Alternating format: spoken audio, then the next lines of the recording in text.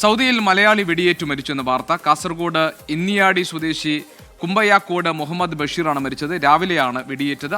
ആക്രമിച്ചതാരാണെന്ന് വ്യക്തമായിട്ടില്ല. ജലീൽ കണ്ണമംഗലം നമ്മളോടൊപ്പം ചേരുന്നുണ്ട് ജിദ്ദയിൽ നിന്ന്.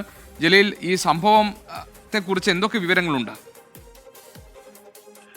ഗോപികൃഷ്ണൻ, ദക്ഷിണ സൗദിയിൽ അസീർ മേഖലയിലെ ബിഷയിലാണ് ഈ ദാരുണമായ സംഭവം ഉണ്ടായിരിക്കുന്നത്.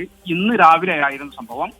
കാസർഗോഡ് കുറ്റിക്കോൽ എനിയാടി സ്വദേശി കുമ്പൈക്കോട് മുഹമ്മദ് ബഷീർ ആണ് ഈ കൊല്ലപ്പെട്ടത്, വെടിയേറ്റത്. 42 വയസ്സായിരുന്നു.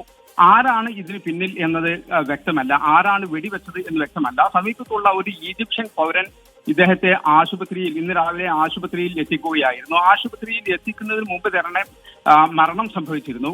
എങ്ങനെയാണ്, ആരാണ് എന്നൊന്നും ഇതുവരെ കൃത്യമായ വിവരം ഇല്ല. ബിഷയിൽ ഈ നഗിയ എന്ന സ്ഥലത്താണ് ഇദ്ദേഹം താമസിക്കുന്നത്. അവിടെയാണ് റൂമുള്ളത്. ഇന്ന് രാവിലെ ഈ റൂമിന് സമീപം വെച്ചാണ് വെടിയേറ്റത്. ശബ്ദം കേട്ട് സമീപവാസികൾ വന്നപ്പോൾ ഇദ്ദേഹം വെടിയേറ്റ് കിടക്കുന്നതാണ് കണ്ടത്. ഉടൻ തന്നെ ആശുപത്രിയിലേക്ക് കൊണ്ടുപോവുകയായിരുന്നു.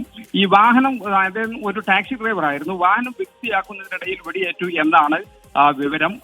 സംബന്ധമായ അന്വേഷണം നടന്നുകൊണ്ടിരിക്കുകയാണ്. ഏതായാലും ജലീൽ, ഇതിലെ അന്വേഷണത്തിലൂടെ അതിന്റെ പൂർണ്ണമായ വിവരങ്ങൾ പുറത്തു വരട്ടെ. ജലീൽ കണ്ണമംഗലമാണ് ജിദ്ദയിൽ നിന്ന് വിവരങ്ങൾ നൽകിയത്.